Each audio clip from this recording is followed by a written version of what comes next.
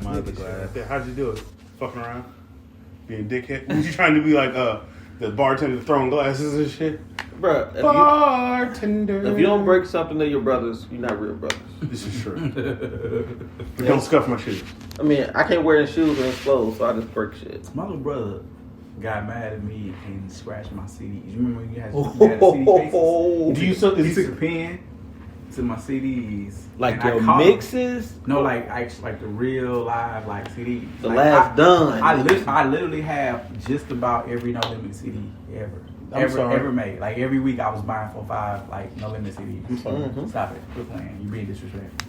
You and I have been having this. You know what I'm gonna say to that? Fuck my beat. There you go. Okay, let's preface this because him and I we've been throwing shots at each other for a couple of days because on the low he's a disrespectful ass dude. No, Mobb Deep is trash. Though. No, fuck you too.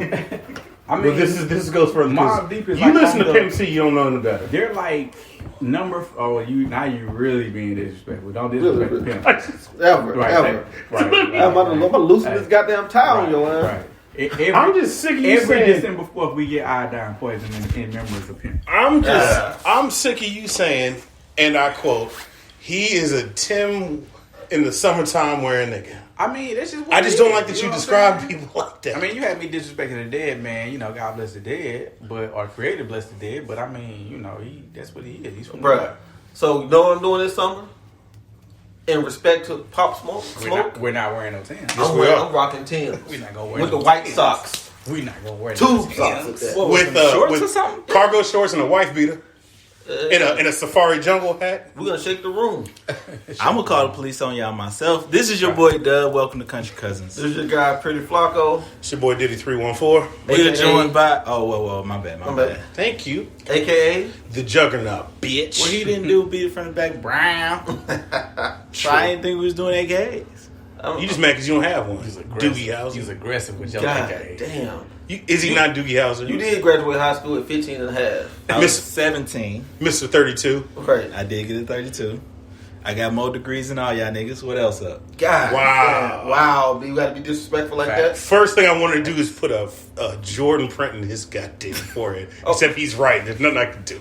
We joined about our illustrious guests. No, God, this I want you to this is our say it silent correctly partner. first. The silent partner.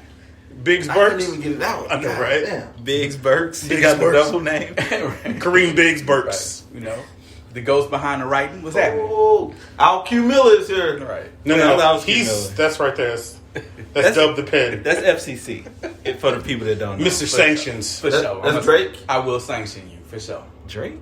Because he writes for a lot of people. No, That no, pen. sir. That's the pen. Right. I write for a lot of people. That's the pen. No, he keeps us in line. Mr. Sanctions. He would be our Biggs. right, the Biggs Burks, or he could be he could be Dr. Dre. There you go. Okay. There you go. Because he the richest nigga in the room.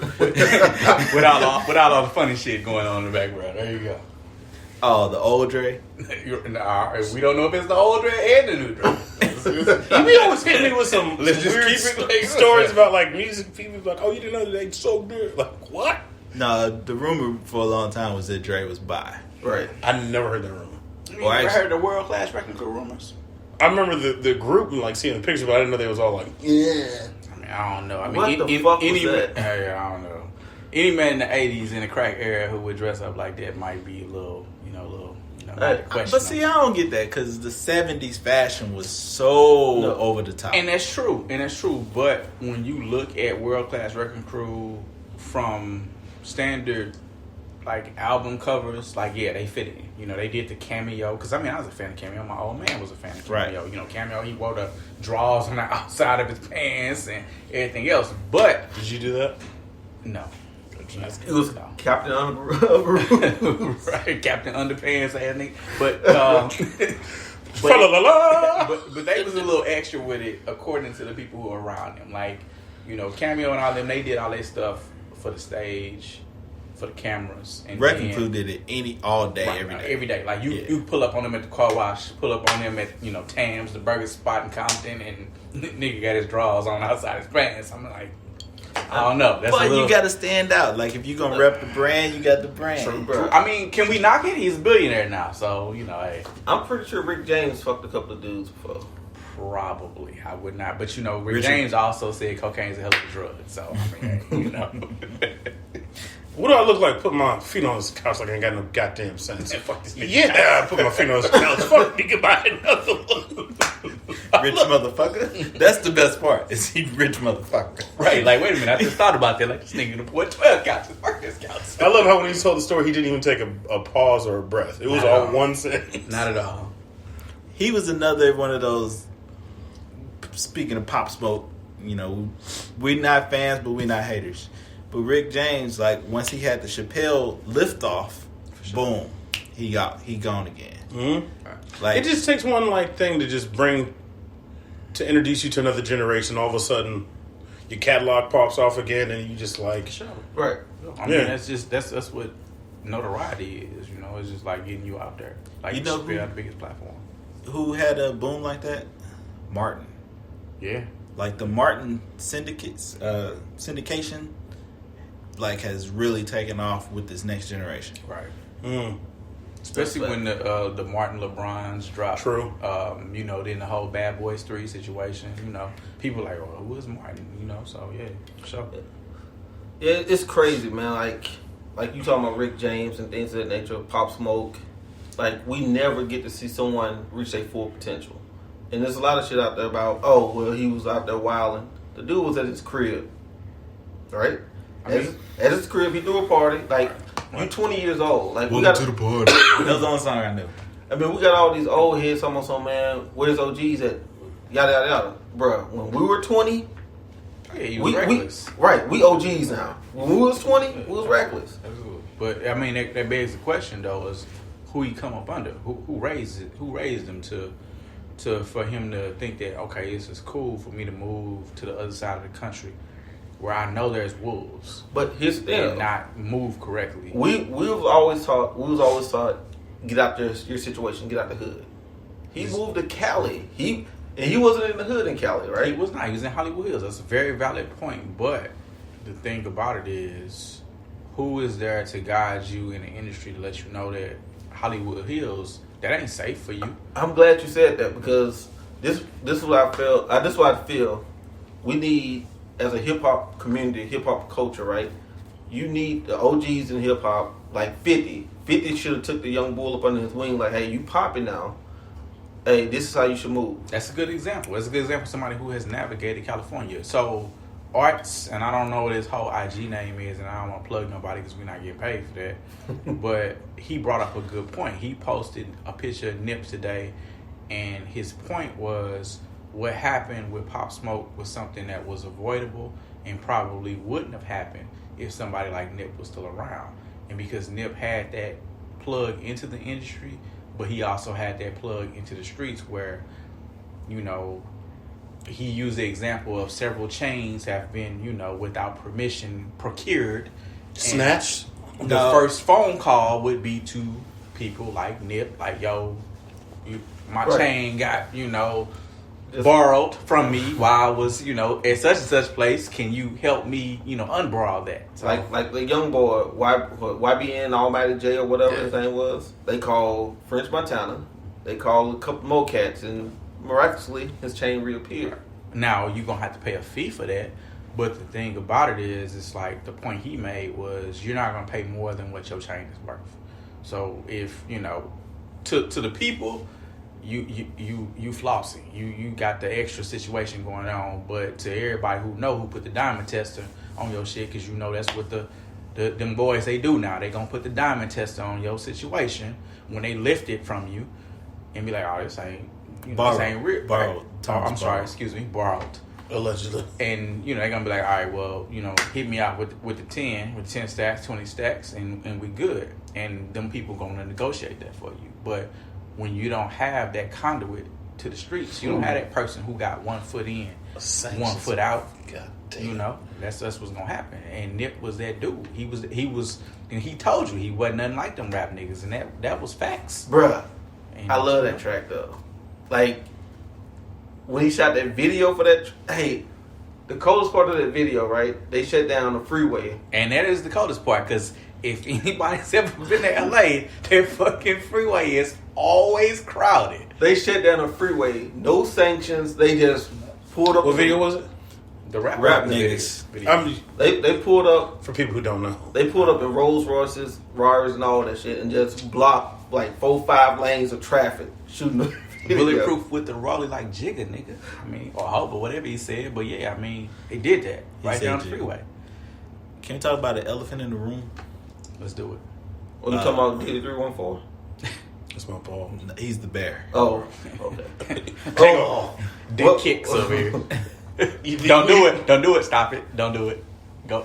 Don't do it. Elephant in the room is we talking about dick kicks. having to navigate it, becoming successful as black. Absolutely. We as black folks got to stop taking from black folks. Well, Facts. so this is my theory on that, right? So I was just having conversation with my wife. We unfortunately just lost someone who was close to us, someone's child who was just about the same age as Pop Smoke, 19 years old, shot and killed at his own home or whatever else. And the issue is you have these young men who are out here emulating what they see and what they think is gangster. Mm-hmm. And their motto of what's gangster is people who are brought up and grown up in poverty, and people who don't have nothing else, who, you know what I'm saying, like it's really literally like, if I don't do this, I'm gonna eat. And that's what they're emulating. And the problem is these kids who coming up, and these rappers and everybody else, they're not really coming up in poverty. They don't understand what poverty is. This young man was shot and killed in a suburb. His mother and his actual father grew up in a rough neighborhood in East St. Louis, and you know, they're not together, but his mother was able to put together a situation, get her kids out of that situation, put them in a suburban American dream, at least for black folks, type of situation, and yet this young man was still shot and killed in the garage of the suburb of the home his mother was able to provide for him. And she had to wake up out of her sleep and find her son in this situation. So the people who did this to him, I don't know details about it or whatever else, but I know these kids today, what they're emulating as far as like killers and gangsters or whatever else, they're emulating what the people who actually came from poverty and who had really nothing to lose, they're emulating their lifestyle. Right. So I think our responsibility as leaders, right? We're leaders of a new generation, right? We have to instill, like I tell everyone, I have a son. We all have sons, right? I want my son to grow up as what I consider a cornball back in my day, right? But with G morals, meaning that you live by a certain code. You believe what you believe in. You stick to that, but you're going to be respectful, and you're going to be honorable in the way you maneuver in this world. I don't even want to say streets. I'm saying in this world, you're going to be respectful and honorable in how you move. You're going to treat the trash man or the janitor just like you would treat a CEO. president. Right. You know what I mean? So I think what happens is they get awed by what they see on television, as well as what they think is cool. You know what I mean? But as leaders, we're supposed to direct what's really cool. Hey, it's cool to go to school on a full scholarship, a full academic scholarship. It's cool to be in the National Honor Society. Right. Shout out to the future. Right. Absolutely. I mean, We're gonna frame that hoodie. all those things is cool. But, you know, we have to also steer them away from society, what society puts on us, what society thinks is cool, what society says, oh, you're supposed to be a man and sensitive. No, you still a man at the end of the day, or a woman. You know what I mean? I think it starts with exposure too. Like you said you want them to see the world. Like, I think the blinders are so heavy on like what's cool in the streets. The streets are bigger than your neighborhood. Absolutely. Like, the more that you see that is more out here to get and more out here to earn, like, I think, like you say, they can start to formulate a plan to be like, damn, I can't be like Bobby. Bobby only run 2 corners. Like, I want to run this whole city. Like, I want to run the Midwest. Like, it's just stupid. I mean, I guess that's why I brought up the whole point of the elephant in the room of we ain't never heard about nobody robbing Justin Bieber. Like, why are we robbing our own, the people that we know that just got on that ain't really got no money, but George Zimmerman still walk around? Or, you know, all these KKK people could call you a nigga in your face and nothing happened. You know what I'm saying? I wasn't really Too soon. My bad. Isn't that twice this season? Yes. It happened again. Twice what? Where he's been called a nigga. Because we had the other situation with the game, but I think we're gonna get to that properly, huh? No, he told me. I was called a house nigga. That was one. I was called a nigger last night. Damn. A hard ER, huh? Right. Hard R. You want to tell people? N-I double ger Bro, Wait. Everybody's been called nigger, right? Yeah. Nigger, hard nigger. Like, nigger. they meant that shit with all their heart. Right. How old were you? The first time where it hit? 18. So I was 18, and anybody who know me know my family. We moved around a lot. I was living in Hazelwood, which is a suburb out here in St. Louis, and You gotta talk your cool ass up though. right. my bad. Excuse me. Warren, If you Warren, can't you hear talking me, ass nigga. coming from a laundromat, doing my own laundry, I had a young guy. He was older than me, but he was younger. He's probably like mid-20s, a little skinhead. You can tell by his dress, by what he had on. And you know, he waited until I got, you know, to a certain distance or whatever else, and you know, he got to talking his shit or whatever, and it took me by surprise. It caught me off guard. Now at that time, you know, I'm 18 years old. I'm definitely not as cool and calm as I am now. So, you know, my first thought was to get in my car and try to run him over. But God damn. Not I'm to shoot in the, this. Not to shoot the fade. I mean, no, not at all. I'm not gonna do that. I'm gonna run your bitch ass over. But yeah, you know, absolutely. There's those people out there who, you know, who feel how they feel or whatever else, and they gonna say how they gonna say, or say what they gonna say. But I think the biggest thing that we can do, kind of going back to the point that Flacco made, is that we gotta let these kids know. We gotta pretty much really stress the fact that, you know, each generation is supposed to one up the Be previous better. generation. Yep. You got to be better than the previous generation. I tell that to Jay all the time. You know, whatever Gotta your be better mom, than your Pops. dad, or whoever is in your life did, your goal should always be to do better than that, to Yep. inspire, and to be greater than that or whatever else. So, but the big thing is, like, when this situation that I spoke about earlier happened, you know, me and my wife, we kind of discussed the fact of like keeping our kids busy. So as a young black man who had a lot of idle time on his hands when he was young and a teenager who did a lot of really ridiculous shit, that's when you really get into trouble, right? It's when you really just hanging out. So my old man had the principle of ain't no hanging out. You know, it was like, okay, before he left for work that day, what you finna get into today?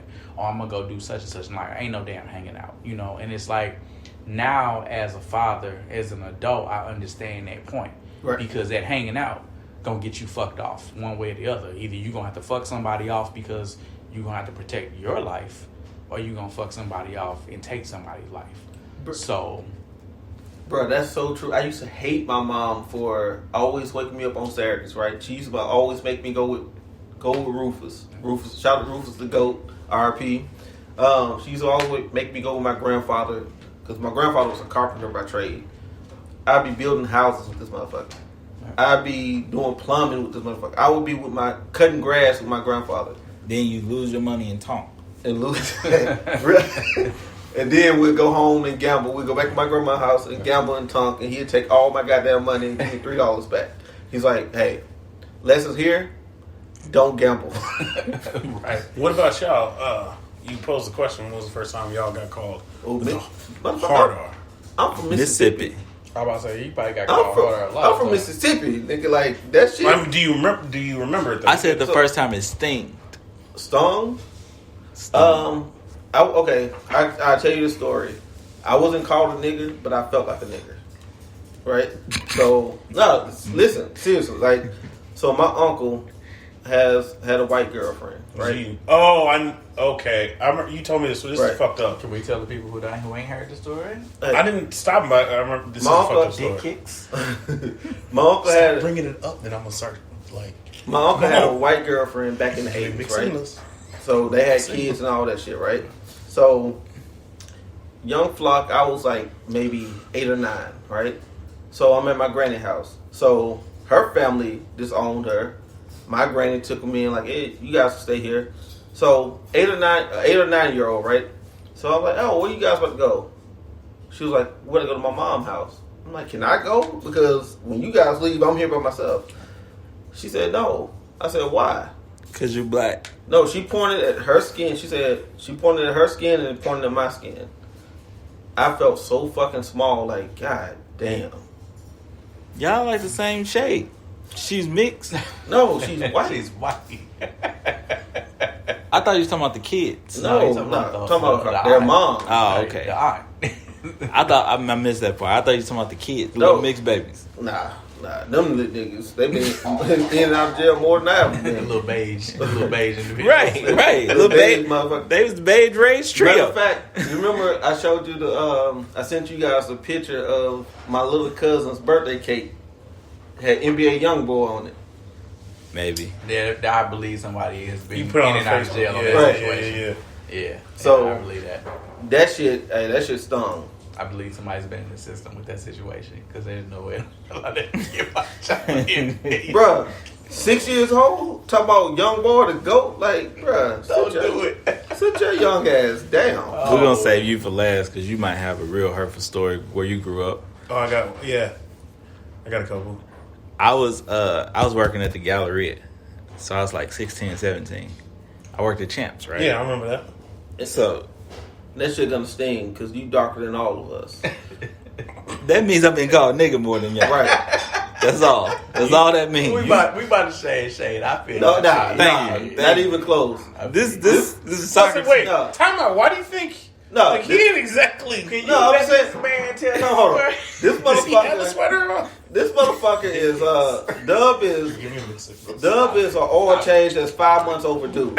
That's that's We on Dub. the same Bruh. shade. What are you talking And about? what's sad is we come from around about the same neighborhood. Right. Anywho, if I was rudely interrupted by the beige wonder, I was at the mall at work, and it was just something simple that Shoe Man will appreciate. My man asked me to go get us some shoes. Hey, we don't got your size. We got a 9 or a 10. I need a 9.5, nigga. Basically. So he got mad. I was I need like, these K-Swiss. I was like, well, we can order it. You know, we can have it shipped to the store, or we can have it shipped to your house. You You know, gave him options. all that. I'm doing customer service. So he's like, I'm not telling you where I live. I was like, well, you can have it shipped to the store. Like, it doesn't really matter to me. I'm not delivering it. He's like, well, I don't trust that process. This is 98, 99. So, like, online ordering, all that stuff was new. You know what I'm saying? People wasn't just ordering stuff online. So he was like, well, I'll just go to another store. I was like, well, you know, it's no charge to you, sir. You know, there's no shipping, whatever. Well, I'm not giving a nigger my address. God damn. I was kidding. He was real. Wow. Wow. And I'm sitting there, I'm like, you talking about me or the dude on the phone? Like, whoever you, what do you want from me, bro? Like, I'm a child. Right. I'm just at work. Exactly. And this is a grown I'm trying man. to do my job. You know, Wow. the right way. I'm supposed to do it. And so then he came back in the store like a week later. Hey, nigger. No, he acted like he didn't say that to me. Mm-hmm. So I was like, what are you doing here? Well, I came to look for shoes. I was like, man, you gotta go. Why? I said, do you remember what the fuck you said to me last week? Yeah, so? And I said, look, there's 4 niggers here today. So unless you want your ass beat, I'd advise you to go to Athlete's Foot. Right. Athlete's foot. But thinking about that, isn't it amazing though? Like in that situation, how you felt? Like, because I mean, in the moment, you feel small by it, like, which is really kind of messed up within itself. But that's the intent of it, right? Right. But as as an older, mature, grown up, you'd have a much better response to that, because my response to that immediately would have been like, you don't want me out here, but you want me to come fuck your wife. But I mean, that's really what my immediate response would have been. Or right, not even that, because I'm in high school. You've been like, I already been in your house. Your daughter calls me all the time. Exactly. You know what I'm saying? So it's like, it's amazing. Had one of those stories. Amazing how those things, like, it's all perspective. That's how you know our life is about perspective, because it's like, if you have the right perspective at that age, you'd have easily been able to be like, all right, then, Right. But yeah, that one hurt. It only hurt because he came back. Like, I wasn't going to ever forget this white man's face. Right. You see him today and you'll remember. Nah, because they all look alike. I remember the skinhead because I would run his ass over. Real talk. he- Even today I run his ass over. Matter of fact, I might shoot him today. That was where I'm around- elevated to. But see, skinheads back then used to scare me because that was American History X time. Oh, curb stomp. I didn't even care. Like, so not to derail the situation, whatever else. So my grandfather from Mississippi grew up and was born on a plantation. Like, I've literally seen the paperwork that was given to, his parents for his birth, of a Negro. It wasn't a real birth certificate. It was essentially Negro born, here you go. And I've listened to my grandfather essentially his hate for white people. Right. Don't Everything. Shut that shit. Let that out. He, Hey, like, what you said, Peckerwood? Peckerwood, like, that was one of his favorite words or whatever else. And as a child, I never understood any of this, right? Right. But what I did understand was that I seen a grown man who I respected, who could be like, yo, sit down, or whatever else, cry. And I was like, that ain't right. Like, something like in me was like, yo, what the fuck is that? Like, granddad's crying. Like he would go through memories and shit of him growing up, and it would just like, it would hurt him to the point where he would cry. And it's like, that's when I understood the power of racism, but didn't really know what it was. Right. So by the time I became a teenager and understood where that pain, or the root of that pain was, or what I witnessed, or whatever else, I was like, absolutely. So today, if I seen that individual, oh, absolutely, I would shoot him. Absolutely. Because I own several guns, and I would put a bullet in him. Everybody grandpa from Mississippi? Probably from this area, yeah, probably. Arkansas. All my family's from Oh, Arkansas. Or Arkansas. Arkansas, yeah. Arkansas. Not Wisconsin. But speaking of grandpa, shout out to 94-year-old OG grandpa. I'm ready. It's a nice young man. AKA put him in the hospital. Man, he ready too. Hey, I'm ready. I'm ready. Right. Shit, I'm ready. Dollars. He ready. Whenever y'all want to make that call. Hey, he was.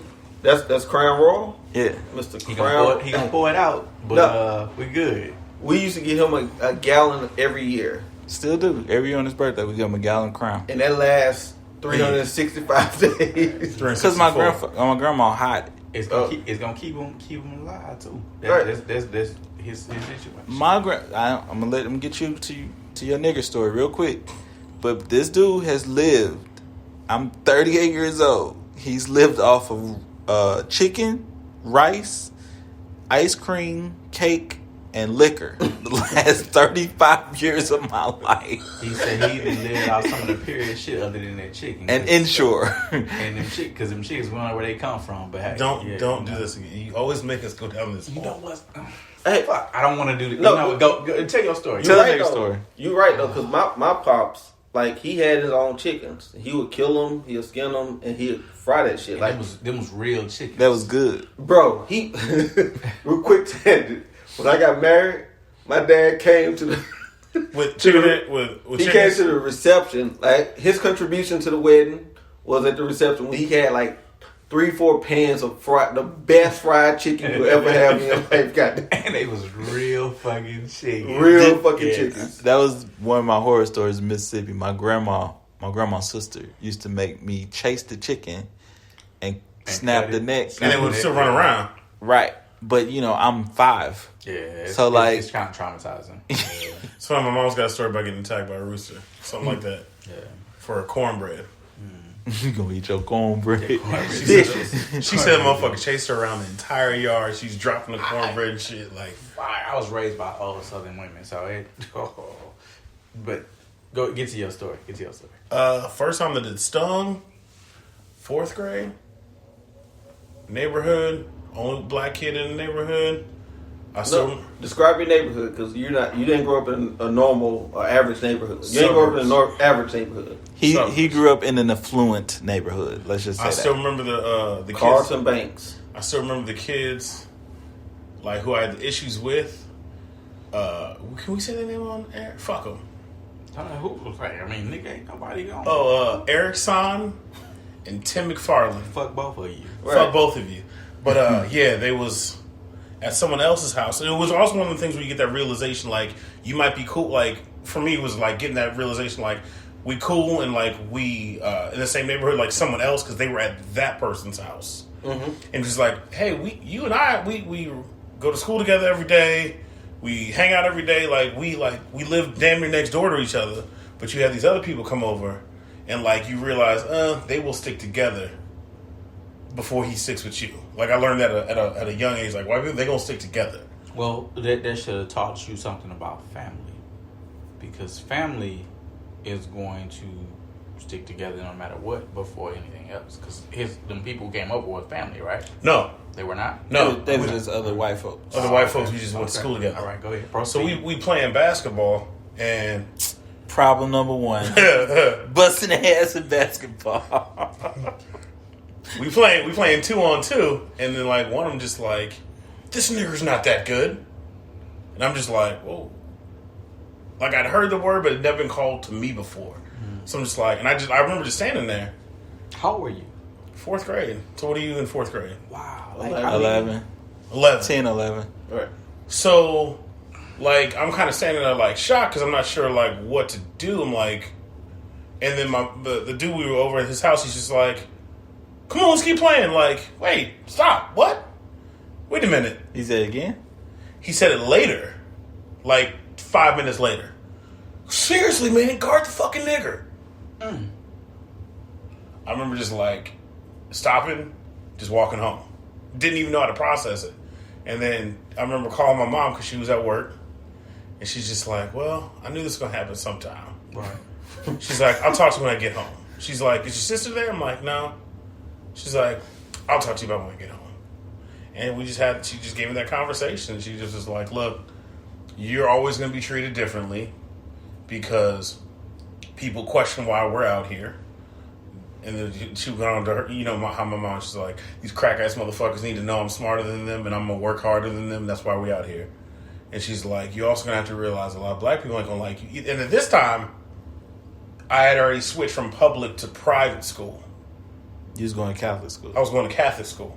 She's like, you also have to realize some of the black kids ain't going to like you either. And I didn't get that until a couple years later when I saw it. When you came back to public. When I came back to public and everyone who's busted in didn't like me. Really? Because see, So, the whole... because But see, you went to your neighborhood school. I did, but I also went to Catholic school because going to neighborhood school, I was ahead of them because I went to Catholic school. So it was like a American Catholic school. But I never had any issues with my own people. I had all sorts Because of you was in your own neighborhood. Well, that's true. You 'cause never I mean, lived in his neighborhood. That's true. I didn't live in your neighborhood. So, I went to like- Catholic And when we school grew in up, Normandy, it so- was the whole county versus city thing. right. it County was. brownie. It was. Yeah, so I mean, like, I remember dealing with shit even, like, I think that was the first time that really stung, but then, like, every couple months, I remember just, like, different things happening, getting pulled over with my mom, and nigger, get out of the car, and they're talking to her. She's getting pulled out of the car in front of me, and all sorts of shit. I remember when my sister turned 16, she was having a birthday party. White neighbors didn't like that there was that many. And my sister got along with everybody. So she went to school, what's his face? John Hamm. So she went to Burroughs, and like, Burroughs is a very liberal school. So even the black people who, like, it was white and black, everybody kicked it. So she's having her 16th birthday party. White people, black people, Asians, everybody. And one of the white neighbors didn't like it, called the cops. Cops show up. My mom answers the door. Hey, we're getting a complaint about some noise. My mom really on some, she's probably the most fuck some cops person I've ever met in my life. She's like, yeah, there's a lot of noise. My daughter's having her 16th birthday party. They having a good ass time. Get the fuck off my property. Well, we like to come and look around. Wrong again. Slam the door. They came back. I will remember this forever. They brought, like, goddamn me, backup. I remember the helicopter flying above my mom's house. And I was outside, staying by the basketball hoop, and, like, just seeing the cop light flash right on me. I'm in my goddamn PJs with, like, a fucking, like a blanket, like my fucking blanket, looking up, because I'm 5 at the time. Looking up. They arrest her. Drag her. They go in the basement, go downstairs. My mom's downstairs with the kids. And like, the kids are scared. They're like, turn the music down. My mom's like, fuck that. This is my house. Turn the music back up. Cops come down, arrest my mom, drag her up the stairs, and then like put her on the police car, like the hood, like boom. Throw her in the back of the police car. My sister has to call my dad. Party breaks up. My sister and my dad go bail my mom out of jail. I'm sitting at the house by myself. And just like sitting there worried as shit. I don't know what's going on. They bring her back. She had the court date and all that shit. I remember other stories where my mom worked as a science teacher at Parkway. And it was they had some kind of half day meeting thing. I'm real young at the time. And they pull her over. She used to drive a all white Tornado with the red leather interior. She's driving, her and a coworker go to lunch. White coworker. White coworker. They get pulled over by St. Louis County. The cop says she's a prostitute, and there's no reason a nigger should have this car, and why is this white man not driving? So they try to arrest her for that, and then she ended up getting, my father got that cop arrested. Fired, and then like there was a big thing in the Post-Dispatch about it. Like, you picked the wrong one. It was just, like, crazy shit, because my father was kind of like that Philip Banks, I mean, for real, like, on the Veil Prophet, the highest black person at Monsanto, did all this big shit, and we were living, in the county, and they divorced, he left her, and then my mom was just kind of fending for herself. So at the time, like, we're still the only black people out there. I go to Parkway, meet this young man, and, like... So, not to cut you off, but... I told you this motherfucker was going to have a story to wrap it up, so... Man, She got me emotional. I got something. I got another one. It actually talks about what you said. And I remember this happening in high school. Me, James Williams, Emmanuel Jones, and who was the fourth person in the car? This dude, you won't remember Nick. You remember James and Emmanuel? We used to all roll together tight because we were the only black people out there. We're driving down Olivet by Faust Park. We just got done playing basketball. It's snowing. We get pulled over. And cop pulls up behind us. Me and him, we're in a red little hatchback Honda Civic. James is driving his car. He's the only one with the license. Me and Emmanuel in the back sitting like this. Emmanuel turns to take his seatbelt off. They draw all the guns. All of us get out the car. So it's snowing. So we just play basketball, so we don't have coat. Like, we just shorts and T-shirts. Indoor. Yeah. So we're standing out there, and it's snowing. And I still remember my mom happened to drive past because we were just down Olive and we were late. Like, we should have been home. So she just happens to leave, sees us. And the cop's like, where you guys coming from? James Williams' dumbass said, from your daughter's house. So he had us just standing out there. We had to be outside, just shorts, T-shirts for like an hour and a half. My mom happened to drive by. I was like, what the fuck y'all doing? We're searching this car. We think he's got something. It was he fucking took his under the seatbelt. We didn't have anything on us. We We weren't smoking at the time. We weren't drinkers. You just kept us out there because this is some shit. That's what they can do. That's what they can do. So I mean, I got plenty of stories about dirty ass cops, especially in Florissant. But Yeah. my question is to everybody, because I'm hearing these ages. What age did you really know that nigga was like not something you was supposed to be called? Young. Movies.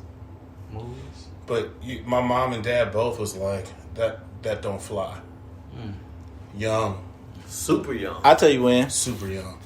5th grade. Okay. Because I went to my first white person's house. Okay. Sleepover. And she was like, look, I know you go to school with them. Basically what you was saying. I know you think they're your friends. But if they call you a nigger, punch them in their mouth. And don't stop until they can't breathe. That's what my mama told me. You know, my mama gangster, right? My mama the most gangsterest 4'9" nigga you'll ever meet. Hey, this is Shirley. But I went to a sleepover on Southampton, and I was scared because I was like, I've never stayed. First off, I've only met white people at school. There's no white people. It was 2 white people in my neighborhood. One lady was blind, and she had a daughter, and they lived on our street. And I just think they never moved out the hood because it was a big ass house, right?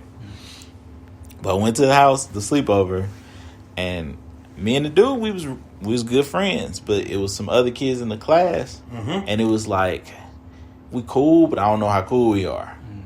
But when we get there, like his mom went the extra effort to make sure I felt comfortable. So like, and she was a single mom. So I think that whole like class thing kind of kicked in. Like she wasn't a uppity type, I'm better than you type person. She was a nurse. Like she basically had to be around black people. So she understood. You know what's funny? We got a minute. When you talk about that, it's like the coolest white person I ever met or white family I ever met, they weren't even from St. Louis. They're from New York. Well, of course, they immersed in every culture. And it was funny because the same people who, like, in my mom's neighborhood would give me trouble, gave them trouble because they were different. They were an Irish family from New York, and they had literally 3 generations in that house. It was the dude, Will. That's interesting because the Irish are not historically very race friendly, but I guess it's just the whole New York thing. It was the kid, Will, who was we close to the same age, his mom and her sister, their parents, and then the grandparents, all in this house. 4 generations. The oldest one didn't live long. God damn. All right. So the reason why I asked wrap that it up question then. is Wrap it up. because I didn't grow up around white people. Like I didn't actually even interact with white people on a regular basis until I got to the county in 6th grade. Like with my mama got a job at McDonnell Douglas. We moved to the county, and it was the first time I ever like really interacted with white people. And I'm like, okay, but I mean, if somebody had called me a nigga before then, I'd have probably been like, okay, what? But see, that's kind of my reaction now. Like I know you had this happen to you, but it's like that's all you got. Like at this point, you so mad that we caught you in finance, and we've always been We haven't more caught up. We haven't caught them. We just not made strides. not them, but the person calling you that Oh, okay, is that usually the person. person that is feeling threatened. Right. You know, it used to be because they thought they were superior to us. Now they know they're not. They absolutely know they're not. So now for you to be like, that's the most venomous thing that you can spit out, I know I got you. We're going to keep this up on another week or something. With your cousins, it's your boy Dub. We got the Juggernaut in here, Diddy314. We got Pretty Flacco, a.k.a. Ugly Flacco. Shake the room. And it's always a good time. We got FCC in the building. Sanction, bitch. Like, comment, subscribe. Hulu has live sports. This dick. God.